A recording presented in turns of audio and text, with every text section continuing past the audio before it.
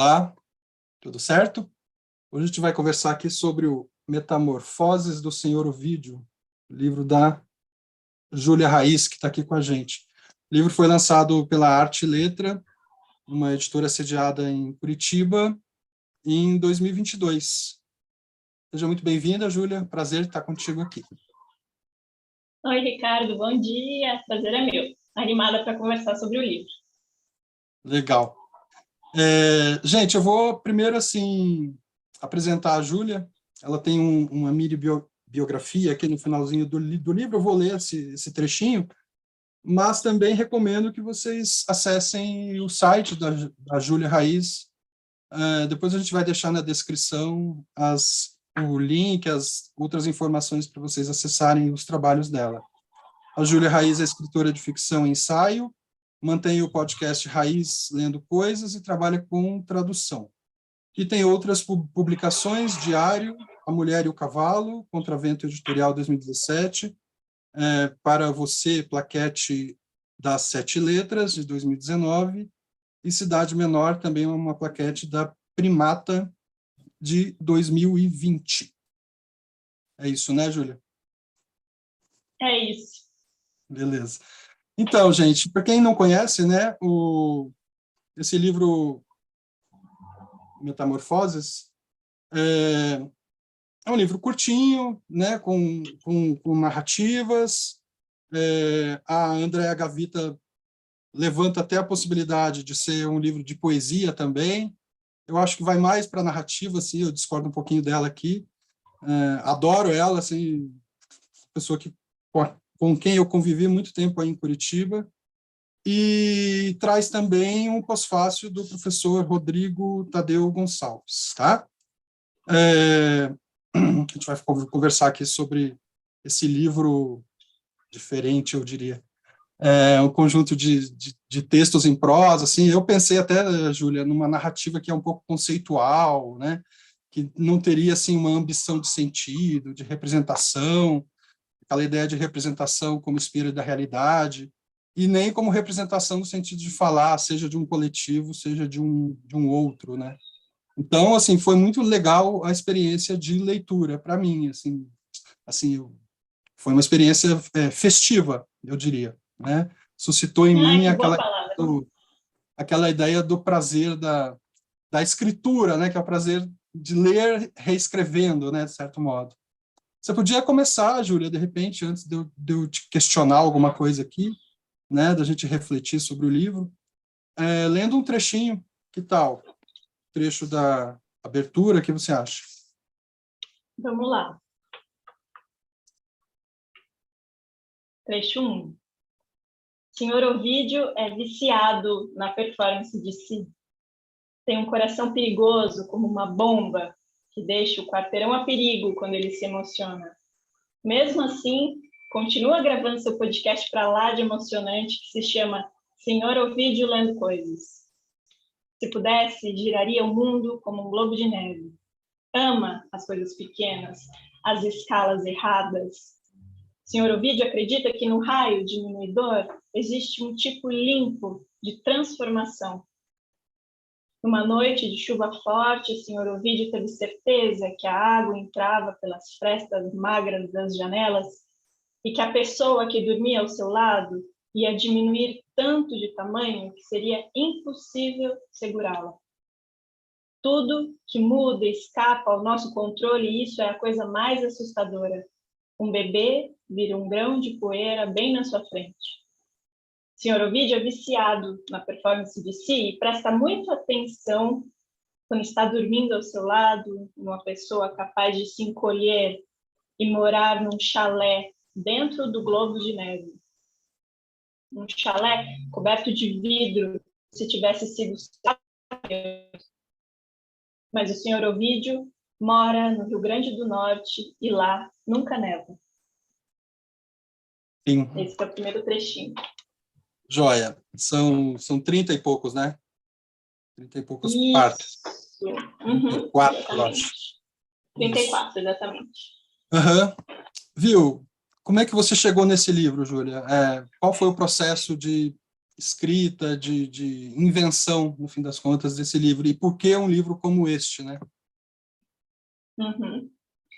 Esse livro eu comecei a escrever, eu acho que era 2018, eu escrevi rápido, mas ele ficou um tempo parado, porque eu considerava ele um livro de exercício. Então, teve uma noite, eu sou uma pessoa muito relacionada com meus sonhos, com meu inconsciente, e teve uma noite que eu acordei de madrugada e pensei, eu vou escrever um livro com o Senhor Ovídio, vai chamar Metamorfose do Senhor Ovídio. Começou com o prazer da brincadeira, assim, com um impulso de madrugada. E era um momento que eu precisava me divertir com a minha escrita, que eu já tinha publicado meu primeiro livro e estava sentindo que eu não estava conseguindo mais me divertir, que existia algum tipo de pressão de mim comigo mesma para esse segundo livro. Eu precisava me divertir, eu precisava ter a sensação de novo que eu podia fazer tudo o que eu queria fazer. Então, por isso que eu penso Metamorfose como um livro de exercício, um livro de recuperar o prazer da criatividade, o prazer desse poder da autopermissão. Eu posso fazer o que eu quiser com esse livro, porque esse livro é meu e eu vou fazer o que eu quero. Então, quando você fala, por exemplo, de ele ter esse caráter difícil de classificar, nossa, teve uma pessoa que chamou de novela rapsódica, outra pessoa chama de livro de poesia, poema em prosa. Não tem não tem uma ideia pré-concebida de fazer isso de propósito. É fazer o que eu estou querendo no momento. Esse que era a ambientação de escrever esse livro. E aí, nessa mesma época, eu estava lendo uma filósofa francesa, que inclusive é uma das epígrafes do livro, né? Uma das epígrafes existem transformações que são verdadeiros atentados, da Catherine Malabou. E esse livro chama Ontologia do Acidente. E ela está falando sobre metamorfose dentro da literatura.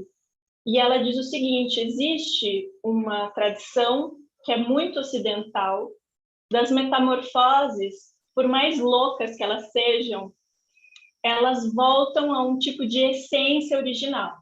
Então, o personagem ele ainda conserva algo, um núcleo que é próprio dele mesmo, desse personagem. Então, enquanto eu estava lendo esse livro, eu fiquei imaginando como seria escrever um personagem que não conserva esse núcleo, essa essência, algo que é dele. Como seria um personagem que gira? E aí é um processo mediúnico, assim. O que é um personagem que só gira e recebe e não tem um núcleo estável? Além da brincadeira de se chamar Senhor Ovídio. Mas ele não tem nada que volta, ele não começa de um jeito e termina da mesma forma, depois de todas as metamorfoses. Ele só gira. E eu acho que esse livro, ele possibilitou para mim um momento de diversão, de autopermissão, e é isso que eu tento passar ele para frente como energia, que a pessoa leia e tenha vontade de criar, tenha vontade de fazer. Né? Por isso que essa não é uma preocupação com uma narrativa ou com uma história a ser contada. O que eu quero transmitir é a energia da criação mesmo. Esse que é o objetivo desse livro em específico. Eu não estou falando que isso caracteriza o meu projeto de escrita, o meu projeto de trabalho de vida, mas é esse momento desse livro. Sim. Eu estava pensando, você falou aí dessa ideia de metamorfose, né, como personagem que se modifica, mas que mantém um determinado núcleo, né? E na hora veio à cabeça o Macunaíma, né? Essa que justamente migra, né? Assim, ele não tem, digamos assim, ele migra de identidade para identidade, tanto que tem uma parte da crítica que pensa o Macunaíma como entidade e não como identidade, né? Eu acho que o Senhor Ovídio vai um pouco nesse sentido, mas no Macunaíma a gente ainda tem essa coisa ligada à essência nacional, né? E aí essa volta à identidade, no caso do Macunaíma, seria essa busca de definir a identidade nacional nessas migrações, nessas mutações, né? coisa que o seu livro já não tem essa tarefa, né? Essa tarefa do nacional está totalmente afastada aqui, né? Mas você sabe que é interessante isso do nacional, porque poucas pessoas percebem, mas existe um percurso dentro do livro de algumas pontuações do Brasil. Ele começa no Rio Grande Sim. do Norte, né? Aham, Ele passa, por exemplo, por Foz do Iguaçu, ele vai para lugares diferentes, mas essa aham, ideia de tirar o foco na identidade e pensar no movimento. A única coisa que nos caracteriza como pessoas brasileiras é o chão. E o movimento em cima do chão.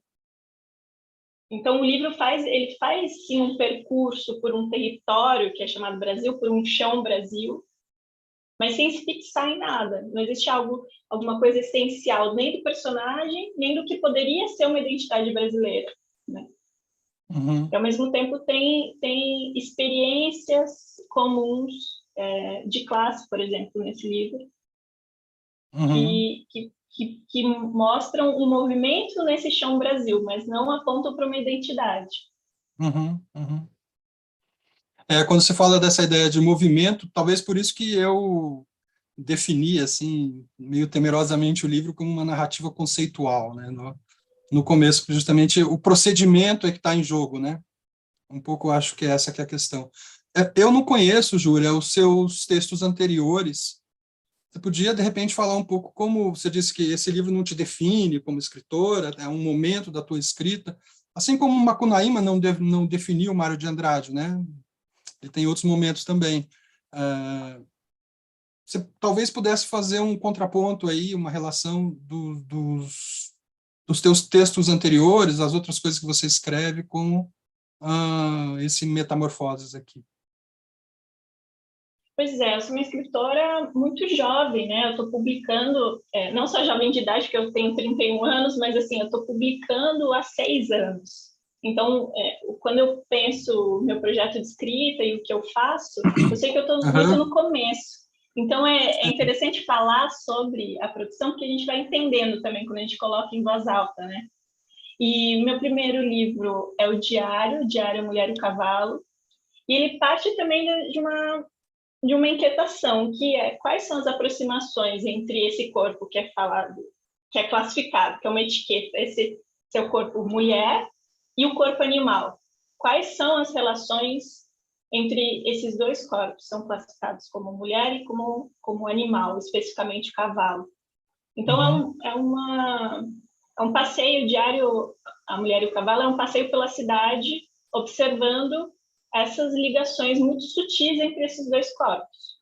Ele é em primeira pessoa, ele é em formato diário e ele também é de difícil classificação. Eu acho que o que de repente é um ponto em comum entre as coisas que eu já escrevi agora e as plaquetes também é essa é, ele escapa, é uma literatura que escapa porque ela tenta ser experimental, não como um propósito anterior, vou fazer dessa maneira para ser experimental, mas é porque vem dessa autopermissão, desse lugar de ser uma escritora que se permite experimentar, né?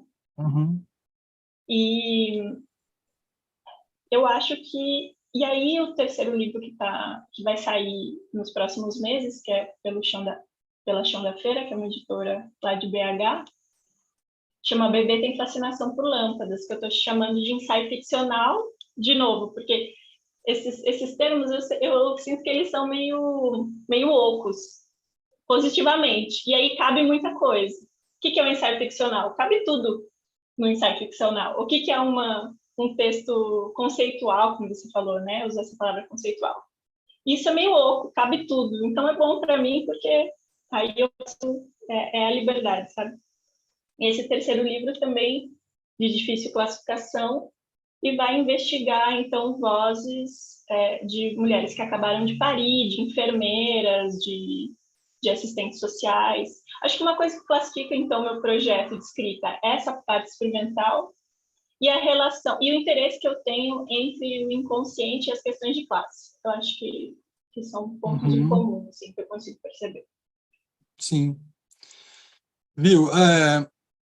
Claro, a gente lê aqui Metamorfose do Senhor Ovídio e faz a a primeira imagem que vem é o livro do Ovídio, autor latino, né?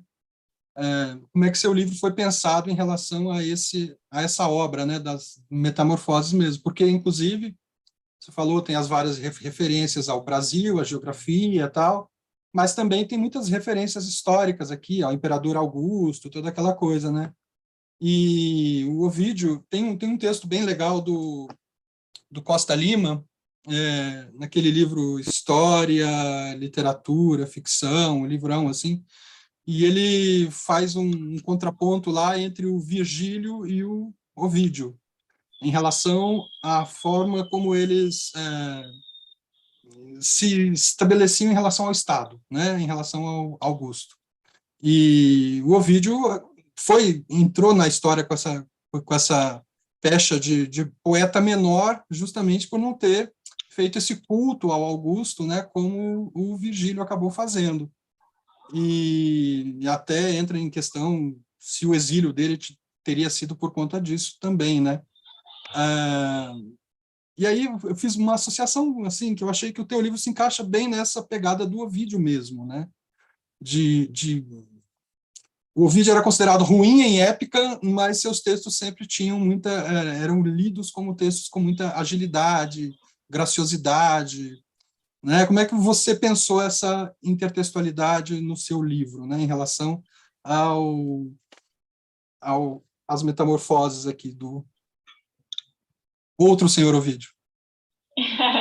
É interessante você falar isso de alguns dados biográficos, porque era isso que me interessava também. Eu fui colher alguns dados, fazendo uma pesquisa propositadamente superficial, porque eu não queria, não é um retrato desse autor, né? Mas eu fui pescando alguns dados biográficos, porque mais do que ele tinha feito no livro, As Metamorfoses, o que me interessava era ele como pessoa, como poeta, né?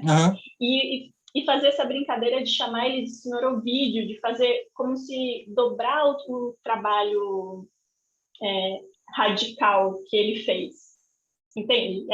Eu acho que manter a radicalidade de um autor clássico é tentar dobrar essa radicalidade no que a gente está fazendo agora, entende? Então, se existiu algum tipo de atitude transgressora dele como autor na época, a minha ideia era fazer uma brincadeira também transgressora, me levando pouco a sério, até porque eu não sou uma autora com nem a pretensão nem o cacife de fazer uma Metamorfoses 2, não é sobre isso, não é sobre as Metamorfoses 2, né? Mas é de fazer uma brincadeira de criatividade e também transgressora no sentido de tirar do pedestal esse autor clássico, né? Porque conforme o tempo vai passando, esses autores que foram transgressores na sua época, eles são cristalizados num lugar muito de seriedade dos estudos clássicos, né? De nomes intocáveis. Então, essa brincadeira do senhor Ovídio, o senhor que acompanha o Ovídio, era isso, para tirar ele desse lugar de pedestal, de um autor clássico que precisa ser levado muito a sério, né? Até tem uma passagem de Metamorfose do Senhor Ovídio que eu falo dessas estátuas greco-latinas que a gente depois descobre que elas eram pintadas de cores primárias, né? Isso reconfigura a maneira como a gente vê essa sociedade na época, né? Então, é mais por aí, de essa recolha de dados biográficos para fazer um outro tipo de livro. Assim. Uhum. Sim. Pensando assim no teu livro enquanto estrutura, né, daria para dizer, pelo menos para mim, que os trechos, ou capítulos, ou sessões, ou partes, são intercambiáveis, né? Assim, contrariam essa lógica de começo, meio e fim, que a gente às vezes tem expectativa numa narrativa, e às vezes são introduzidas ali camadas de complexidade muito extremas. Até quero ler um trechinho depois que você responder isso. Como é que você pensou em termos de estrutura, né? Você teve o sonho, senhor Ovídio, beleza, pesquisou, e aí foi escrevendo, e no final juntou, mixou isso, como é que você fez? Então, eu queria que cada trecho, cada capítulo, cada pedaço né? Eu gosto dessa palavra pedaço. Cada Aham, pedaço fosse uma certo. vida com autonomia, né? Por isso que ele Uhum, é um texto denso, cada pedaço, por mais que ele tenha só 2 parágrafos ou uma página e meia no máximo, ele é muito denso, então cada um tivesse uma autonomia de vida.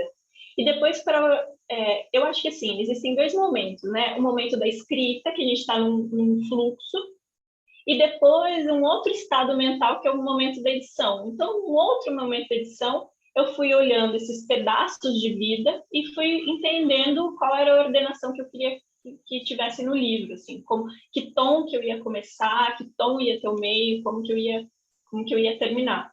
Então eu acho que são 2 estados mentais diferentes, né, da escrita e depois da edição. Mas eu queria uhum. mesmo que eles tivessem autonomia de vida.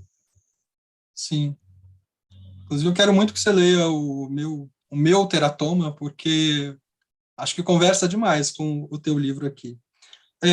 Viu? Posso ler um trechinho? Claro, vamos lá. A sessão, o pedaço 20, que eu achei, Uhum. assim, aquele que, até o meu momento de leitura, assim, eu coloquei aqui. Nossa, melhor texto até agora, porque põe muitas camadas de complexidade. É, o doutor Pedro Vital, do cartaz no poste, é o senhor Ovídio. Diz o cartaz: doutor Pedro Vital comete erro e deixa paciente deformado. É tudo verdade. O doutor Pedro Vital, senhor Ovídio, queria operar uma mudança no paciente. Pela deformação, fazer do um outro. No dia da consulta, o paciente, que depois ficou mesmo deformado, estava passando na frente de uma igreja e ganhou um panfleto em que se lia a palavra Igerja, por um erro da gráfica. Eu sublinhei, ótimo, aqui. Os funcionários da gráfica profetizaram um erro muito pior que aconteceria semanas depois com o paciente. Além do erro, no panfleto se lia: você está ouvindo vozes? O paciente se perguntou se ele ouvia vozes.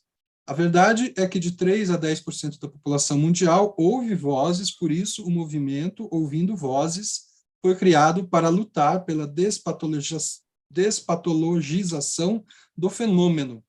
Senhor Ovídio, que é o doutor Pedro Vital, ignora todas essas informações, continua comendo seu tomate cheio de carbofurano, agrotóxico que pode fazer com que alguém ouça vozes. Vai pondo camadas em cima de camadas aqui, né, Júlia? Envolvido na própria Uhum. obsessão por corrigir o que existe, pensa que em algumas línguas é impossível dizer eu quebrei meu braço, a não ser em caso extremo de sofrimento auto-infligido. Senhor Ovídio pensou em dizer para o paciente no pós-operatório: você me quebrou o seu braço, mas achou que não seria compreendido. Doutor Pedro Vital comete erro e deixa paciente deformado. Cuidado, está em negrito, diz o cartaz pregado no poste. Gostei muito. Viu, Júlia? Quer falar? Tem que querer, tem que querer jogar, né? Com essa literatura, você tem que estar disposto, né? Você tem que ter um estado mental e físico para estar disposto à incompreensão, à confusão, né? E eu acho que é isso. Pois é, então, eu ia te perguntar justamente isso, né, da expectativa em relação à leitura, porque é inevitável, e eu acho que é coerente, inclusive, que a literatura que a gente tenha hoje no Brasil, principalmente, né, nos últimos 10 anos, seja uma literatura muito fortemente política, muito fortemente com referencial no presente, na história, no resgate de raízes, na resistência. E aí a gente olha para o teu livro, ele vai para outro lado, né? É quase um corpo estranho, talvez, assim, né? Para mim, pelo menos, em relação ao mainstream do que a gente consome e produz hoje em dia. Como é que você pensaria, talvez, a condição política do seu livro, né? Eu pensei, por Uhum. exemplo, na questão do anarquismo, na presença do humor, da ironia, uma crítica, talvez, a um modo de escrever mais orientado ideologicamente, sei lá. O que você me diz dessa relação com a política e com a literatura contemporânea que o seu livro estabelece ou não?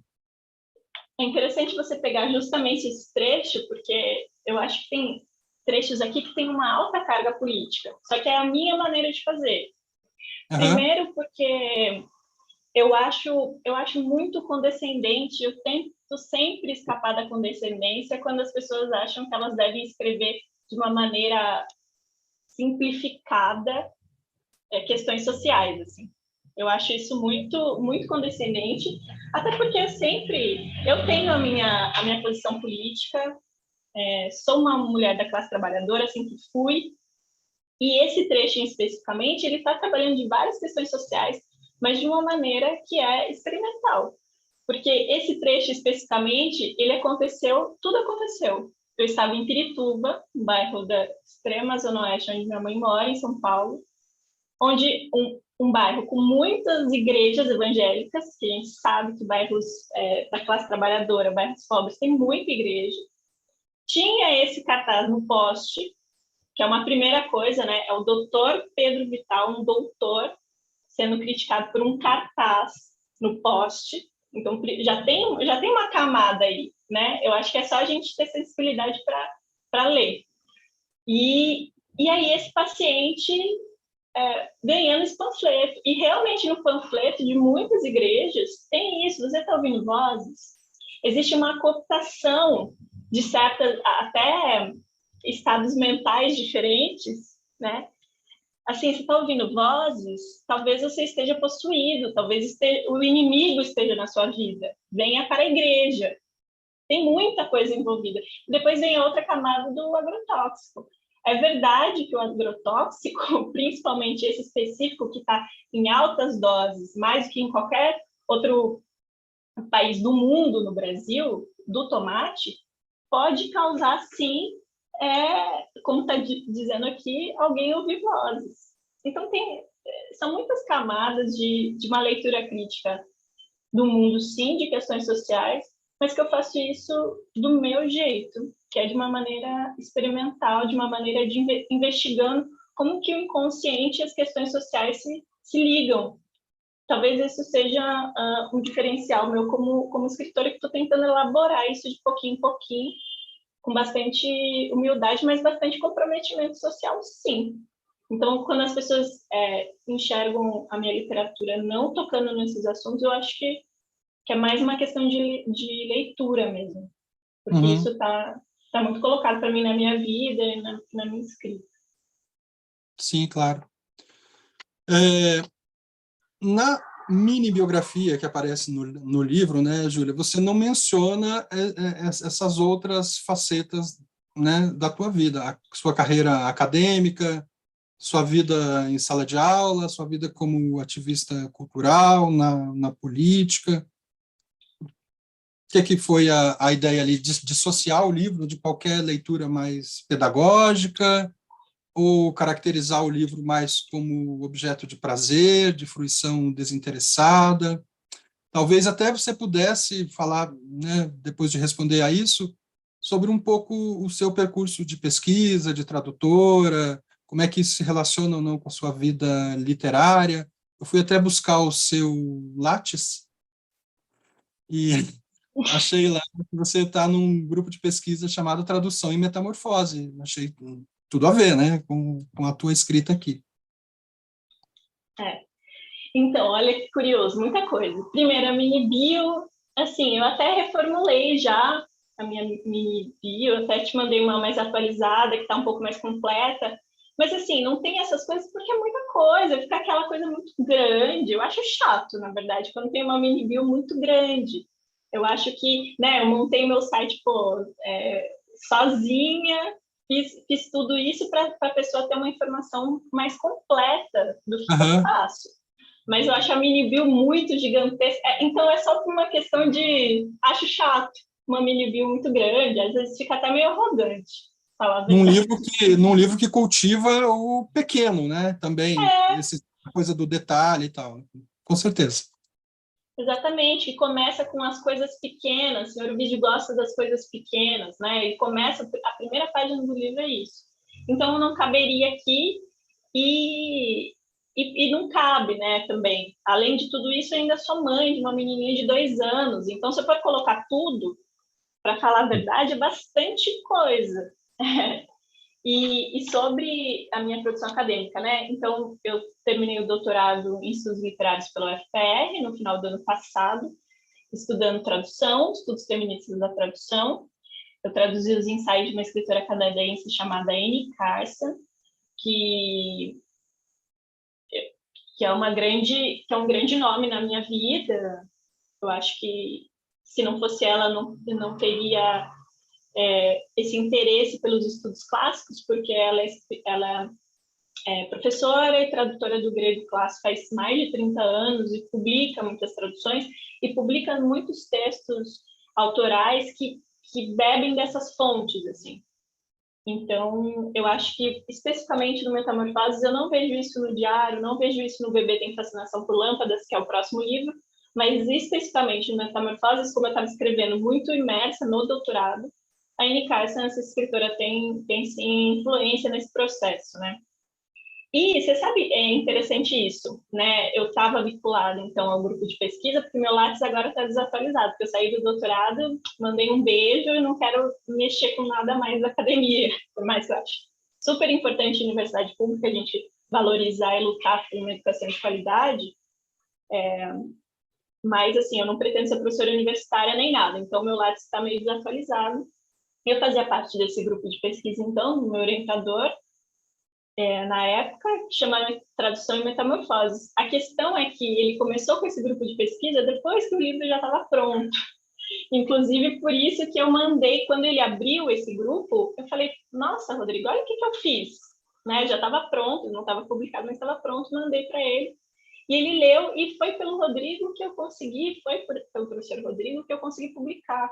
Porque ele leu o livro, gostou, e perguntou, você tem perspectiva de publicação? Eu falei que não. E aí ele conversou com o Thiago, da Arte Letra, né, editora que publicou, Metamorfoses.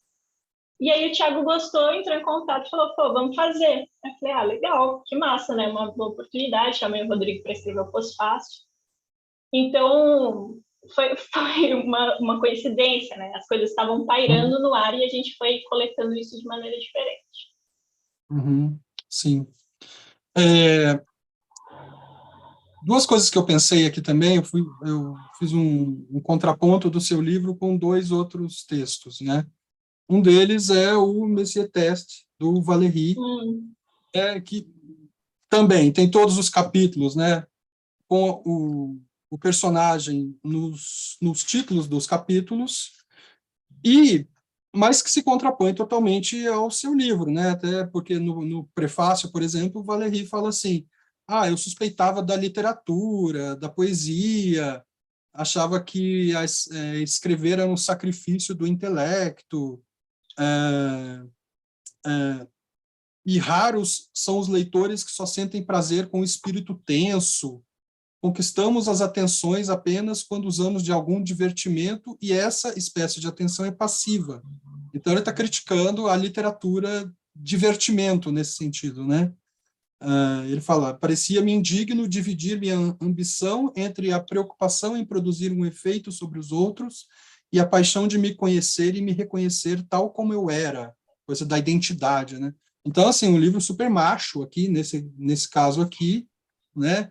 E um livro que vai para essa deriva que é o seu, e aí eu acho que vai bem na contramão aí do Valéry. E o outro texto é o Metamorfose, é o Metaformose, do Paulo Leminski, né?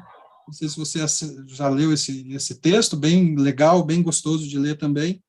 E tem ali na introdução a Alice Ruiz falando, olha, de um lado, esse cartesianismo, né, do cogito ergo sum, do outro, um narro logo existo. E aí falou narro logo existo, eu fui diretamente pensando, é o que ela fez também, de certo modo, né? Ou seja, esse prazer da escrita, essa conquista da liberdade. Então, estou só compartilhando com vocês e com você essa experiência de leitura minha que sempre se faz assim em contraponto, né, relacionando com outros textos. Eu acho ótimo saber as suas referências, porque amplia as minhas também. O livro do Valéry, um amigo meu, depois que leu Metamorfose, me falou desse livro, mas eu ainda não li, e nem do Leminski. Você sabe que tem um autor chileno que eu acho que me influencia nessa maneira de fazer experimental, de fazer como é a vida, que é o Mário Bellatin, que é um escritor que nasceu... Ele nasceu no Peru, mas mora há muito tempo no México, né? Aham. E o Mário Bellatin, ele, quando eu li, eu acho que em 2015, talvez, o livro Flores, um dos livros que eu li dele, Flores, que saiu na época pela Cosac Naif, eu falei assim, nossa, dá para fazer isso? Dá para fazer dessa maneira? Livro curto, livro experimental, livro intenso, como a vida, como é viver, como é ouvir as outras pessoas e voltar para transbordar isso no papel. Então, foi um momento de respiro para mim, porque a formação em letras também ela é muito aterradora, né? A gente se sente muitas vezes soterrada, principalmente como uma mulher, soterrada embaixo de muitas referências. Então, isso faz a gente muitas vezes não querer produzir. Então, quando entra em contato com uma pessoa como a Annie Carson, como o Mário Bellatin, isso dá um respiro, um novo oxigênio. Uhum. Assim, uma das características que eu acho que o seu livro conversa com essas duas obras que eu citei, né, e isso é o aspecto da mudança, no caso do Leminski, do livro do Leminski, e, de outro lado, esse aspecto mais, eu diria, mais serial, assim, mais quase minimalista, que está ali no livro do Valéry. O seu livro tem, eu acho, os dois aspectos. Ele, ainda que ele enfatize muito a condição da mudança, isso está nas epígrafes, está no seu texto, está no pós-fácil do Rodrigo. De outro lado, é um livro que é uma série, né, Júlia? Ou seja, ele é quase minimal nesses termos. Assim, cada capítulo é também uma variação em torno dessa mesma máscara, dessa mesma persona aí, que é o Senhor Ovídio. Seria isso? Esse contraponto entre mudança, você falou do soterramento das referências, e lá venho eu novamente, da mudança do Heráclito com a permanência do Parmênides, que é o motivo inicial assim da filosofia, esse contraponto de o que é unidade e o que é mudança. Porque eu estava pensando, tá, ela está falando muito de mudança aqui, mas tem essa unidade que é a do procedimento e a da máscara também. Eu acho que sim, com certeza. Tem essas transformações que giram rápido, mas para girar você ainda precisa de um eixo, mesmo que seja mínimo, né? Que vai segurar Uhum. o giro. Então, eu acho que tem esse contraponto, sim, e investigar como que ele pode ser cada vez mais mínimo. Como que esse núcleo que precisa se manter é cada vez mais mínimo, cada vez mais frágil, como a identidade de um personagem. Porque é um livro também que pensa como que um personagem literário pode ser. O que é uma personagem literária? Como que experimentações a partir dessa categoria literária que é da personagem, né? Como que uma personagem pode ter um núcleo de identidade ou de essência que é muito mínimo, que se resume a, nesse caso, talvez só o nome, Senhor Ovídio, e que no final do livro vai se transformar, o Ovídio também vai se misturar com Ezequiel e vai se transformar numa outra coisa, né? No final do livro existe uma metamorfose mais radical do Senhor Ovídio também, né? Sim, eu até anotei essa passagem aí. Não estou lembrado exatamente, mas É deixa eu a achar aqui. última. A última, a última? Última, que não tem numeração, né? A gente vai com numeração até 33, Ah, idade é. de Cristo, Senhor e Ovídio depois... Equiel, né? Uhum. Exato. Aqui, ó, esse trechinho aqui. E aí, você não vai conseguir ler a lápis aí, mas eu anotei muito teratoma isso, porque o meu livro também vai... O personagem também se transforma em outra figura, né? Em outro personagem. Nossa, E... Ricardo, eu vou ler e a gente vai conversar sobre, com certeza. Vou querer Tá autografado. bom, tá bom. É, a gente poderia ler mais no final esse trechinho aqui, eu acho. Poderia deixar Beleza. para ler esse último trecho aqui. Sabe um que eu gostaria de te pedir para ler, assim? É a página 35. 35. Uhum. É o 13, né? É o 23. Ah, o 23, é verdade. 23. Isso, uhum. Nossa, esse é doido, gente. Senhor Ovídio é um gado debaixo da lâmpada. Acha, senhor Ovídio, o gado, que tudo o que se passa a réplica de madeira, na qual pratica o vaqueiro o laço, se passa consigo. Sente no corpo a corda depois que ela subia uma seresta de amor ao ar. Pressente uma espécie de fim, mas não vai adiante com o pensamento, porque a experiência final tira toda a sua capacidade de contá-la. Sente no couro a corda como se fosse a sua carcunda da réplica de madeira, mesmo que entre eles exista uma distância de 100 metros. Não dá para permanecer neutro diante de si mesmo, talhado a madeira, ainda que sem detalhes, sem cabeça, sem cascos, sem nem mesmo os chifres.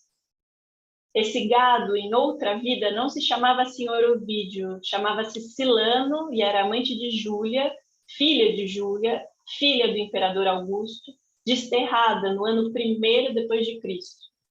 Cristo morreu e aí começou o tempo, não da réplica, mas da carne. E muitos séculos se passaram até que foi inventada a vacina da malária, que piora consideravelmente os pesadelos. Do lado do gado, que é o Senhor Ovídio, onde o tempo é morno como um pão fermentando dentro do forno desligado, uma mulher de cabelos que dão muitas voltas ordenha uma cabra. Compõe uma melodia com o som que faz o leite ao cair no balde de metal. A melodia planta na cabeça do gado, Senhor Ovídio, uma curiosidade irresistível de saber da origem das coisas. Também comporia uma canção, se pudesse se desvencilhar um pouco da corda do vaqueiro, que sempre volta, precisa, a laçar o dorso réplica, aquele alheio de madeira. Senhor Ovídio, se pudesse, não servia de molde. Senhor Ovídio nos faz pensar na nossa obsessão pela matéria e como a energia elétrica que alimentava os eletrodomésticos e os Flintstones era o trabalho escravo dos dinossauros. Ai, meu Deus.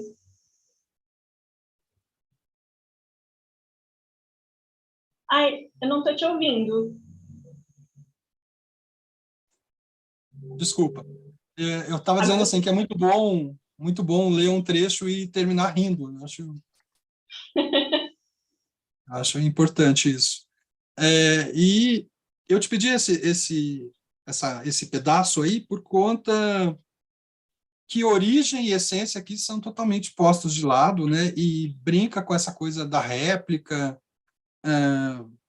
Eu acho que faz um trecho muito interessante para pensar o livro, né? O procedimento do livro de uma forma até bem complexa. Você curte surrealismo, né, Júlia? Total, total. É a minha pira, assim, por isso que eu estou falando, o inconsciente.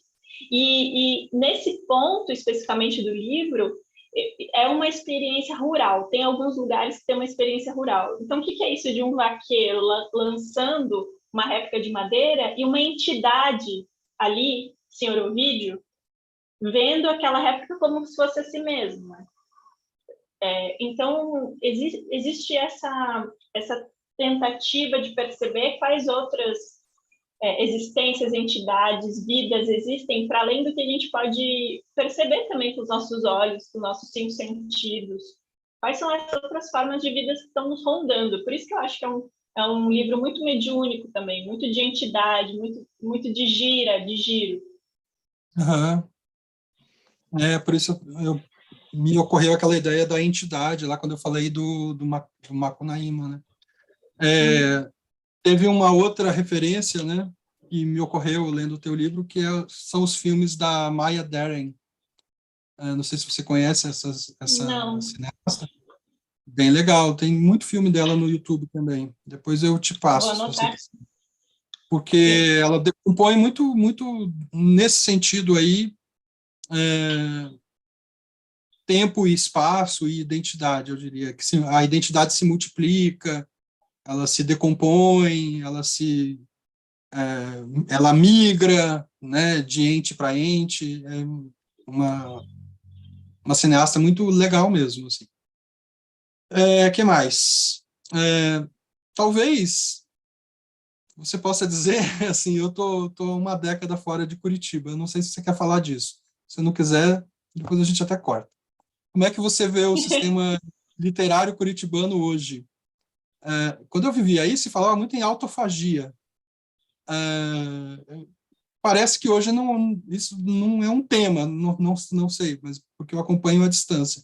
Eu tenho visto assim, muitos coletivos, a Rafaela, né, a gente entrevistou aqui a Rafaela Kawasaki, vamos deixar o link aqui para vocês também. Ela fala do papel que essas interlocuções em Curitiba tiveram, né, na própria segurança dela enquanto escritora, essas trocas. Talvez você pudesse falar um pouquinho desse lado aí da vida literária curitibana, não sei como é que você se encaixa nisso. Uhum. Eu estou aqui em Curitiba há 10 anos.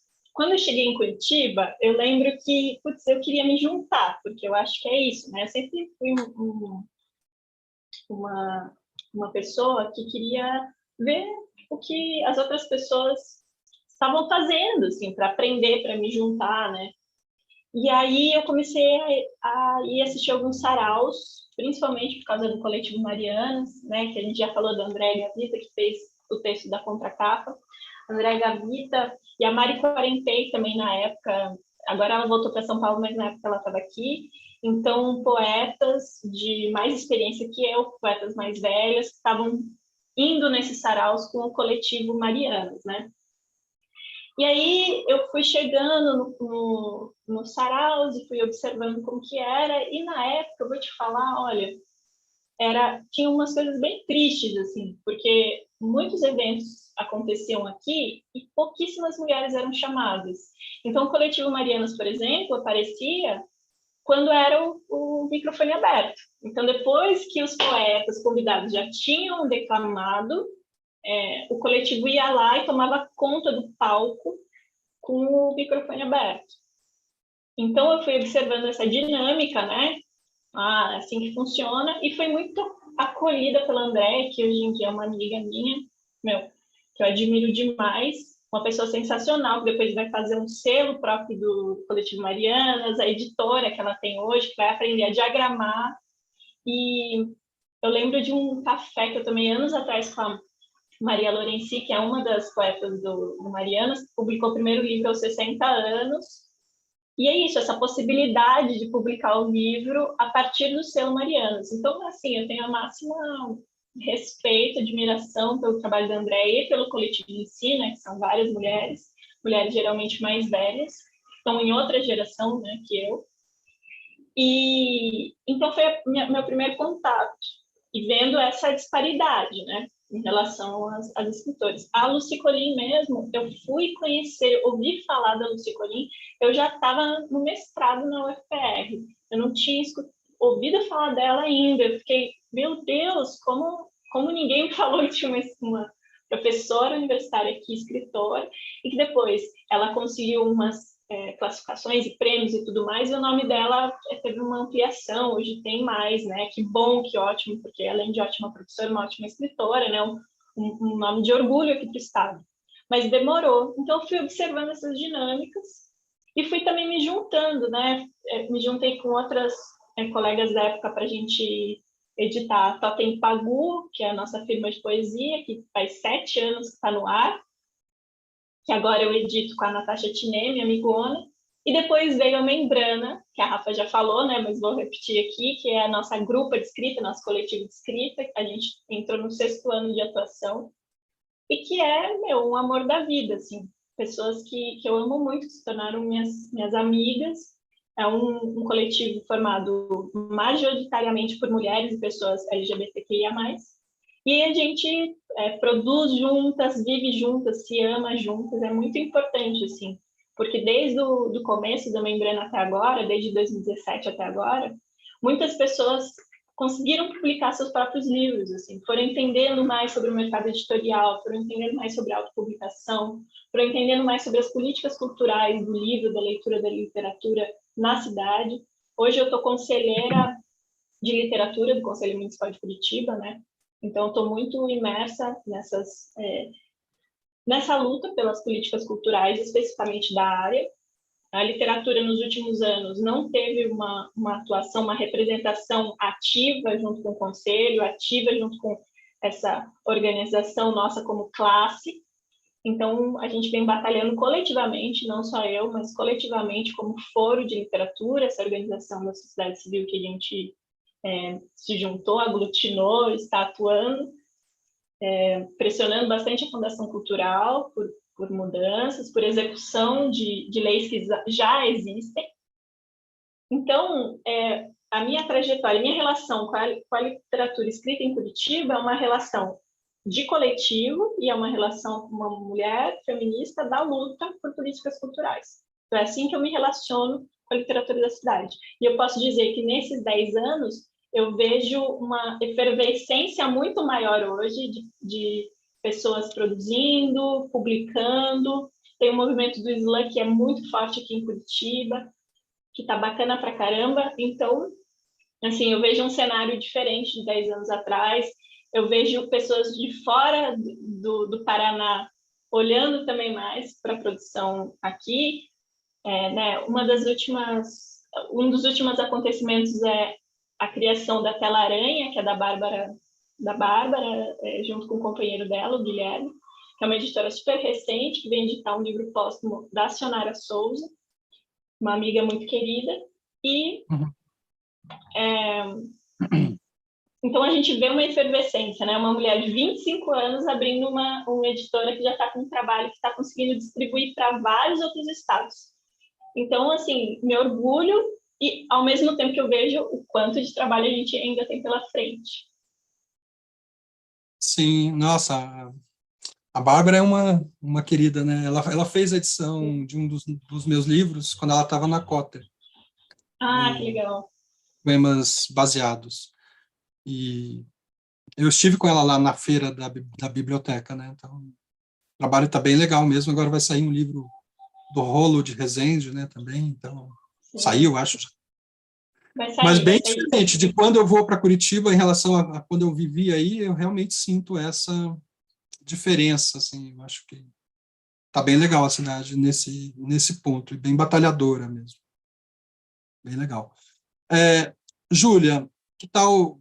Eu vou te deixar livre, se você quiser falar mais alguma coisa do teu livro, e quero te pedir para ler um trechinho, pode ser o último, de repente, você escolhe aí, para a gente fechar aqui a conversa, e quero te agradecer muito a disponibilidade, estar aqui falando e trocando essa ideia sobre o teu livro, sobre literatura nos seus vários aspectos, né? Muito obrigada, Ricardo. Vou ler o último trecho, então. E, olha, gente, está disponível para compra o Metamorfose do Senhor Ovídio no site da Arte e Letra. É bem fácil de achar, só jogar no Google, que vocês acham que vocês podem comprar. Se vocês lerem e gostarem ou não gostarem, me mandem mensagem lá no Instagram. A gente vai deixar o link também da editora, né, diretamente para a compra do livro. A gente sempre faz isso aqui porque não é só conversar com quem escreve, né, mas também fazer essa possibilidade do livro chegar às pessoas e facilitar isso daí. O canal está mais aqui para conversar mesmo, para ouvir os escritores, as escritoras e fazer essas trocas. Então, acho importante também esse aspecto de conseguir que o livro chegue às pessoas, né? Vamos deixar aqui. É muito importante esse trabalho de crítica, de conversa, de feedback. Te agradeço demais, Ricardo. Eu acho que são essas iniciativas que fazem a gente se fortalecer como classe, que fazem os nossos livros circularem mais e que fazem outras pessoas terem vontade de escrever também. Acho que o Brasil é um país enorme, a gente tem muito potencial, e quanto mais gente publicando, escrevendo, publicando, falando sobre literatura, mais a gente pode aumentar nosso público, formar, ampliar, né, nosso público leitor. Então, acho super importante. Nossa, eu concordo totalmente com você. Só te interrompendo de novo, Não, imagina. Tem uma discussão que rola muito, eu frequento mais o Facebook, né? Rola muito uma discussão lá de, tem muitos escritores, as editoras estão muito permissivas, não sei o quê, essa conversa aí, a gente não consegue hoje mais selecionar o que é bom, o que é ruim. Poxa, que pensamento conservador dentro da literatura, né? Eu estava lendo que na Islândia, por exemplo, de cada 10 pessoas, a Islândia, ok, né? É uma coisinha, né? Mas de cada 10 pessoas, uma vai publicar um romance na vida, assim. Então, que lindo! Por favor, né? A gente tem que se espelhar nessas experiências e não naquela coisa da literatura para uma minoria, para os eleitos, e coisas desse tipo. Mas foi só um parênteses aqui. Não, eu acho um parênteses super importante, eu acho que tem tudo a ver com o que a gente está conversando agora, e entender essa diversidade que dá para todo mundo fazer, e dá para todo mundo fazer do seu jeito, sabe? É isso que a gente estava conversando, por exemplo, como que cada pessoa aborda questões sociais que são importantes para todo mundo, né? E eu gosto muito de pensar como, quando a gente aumenta o nosso número de pessoas escritoras, pessoas trabalhando com cultura em geral, a gente também aumenta as nossas possibilidades de pergunta e as nossas possibilidades de soluções para os nossos problemas. Porque as perguntas que a escritora ou o escritor pode fazer não são as mesmas do que o sociólogo pode fazer, que a economista, que a líder da comunidade pode fazer. Existem perguntas que só as pessoas escritoras podem fazer, da maneira como elas fazem. Então, isso só tem a agregar, gente. A gente é um país gigantesco, com muitos recursos, muita desigualdade, mas muitos recursos. A gente só tem que aumentar a nossa capacidade literária. Não ficar com essas picuinhas, ou ficar tentando achar o que é um conceito de uma boa literatura, uma literatura ruim, o que é literatura, o que é não. Então, gente, vamos ampliar, vamos possibilitar que as pessoas leiam mais, queiram ler. Eu acho que a gente precisa só expandir, né? Vamos lá, então, para o último trecho. Desculpa. O senhor Ovidequiel. O verso também tem dedos, disse Juvenal no século V, e a história é um jogo. Senhor Ovídio também é verso e também são dedos, e quando ouve a voz orgástica do maior dos amantes, Deus, passa também a atender pelo nome de Ezequiel, um ser fora da espécie. Deus se manifesta como uma alucinação do fim das classificações. Senhor Ovídio está deitado na cama, prestes a dormir, do seu lado tem alguém, o que nunca deixa de o surpreender, e aí está Deus, com uma sensação de que a qualquer momento uma explosão maior do que a morte vai acontecer, algo enorme e barulhento. Mas antes da explosão completa, tudo o que existe vai se encontrar uma última vez, aqui, atraído pelo corpo de Ímon, que é o senhor Ovídio Ezequiel. Tudo do universo com o seu corpo copula. Segurar a cabeça debaixo d'água, bater claras em neve, sentar no próprio pé até que ele adormeça, enforcar-se até que é parecido, mas parecido não é igual, e contar depois não é viver. Não se sabe se para Ovídio Ezequiel é melhor ou pior viver umas criaturas mais do que as outras, mas com certeza viver junto é mais prazeroso. Não parece nada com ter um prato diante dos olhos, a distância que existe entre ver e comer. O senhor Ovidequiel deveria dobrar as esquinas, gritando para anunciar a chegada do seu corpo instável, igual nos tempos de Juvenal, quando se acreditava que o toque de um pária manchava a nobreza, a reputação. Você toca o verso, ele te toca. Você suja o verso, ele te suja de volta.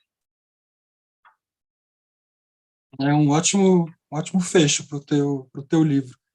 E sabe que te ouvindo, né, tanto agora quanto antes, eu consigo rever um pouco a minha que eu falei que eu não concordava muito com a Andrea quando ela falou em poemas em prosa, mas você lendo, porque eu pensei, poema em prosa, a gente tem um pouco uma dependência de um ritmo, né?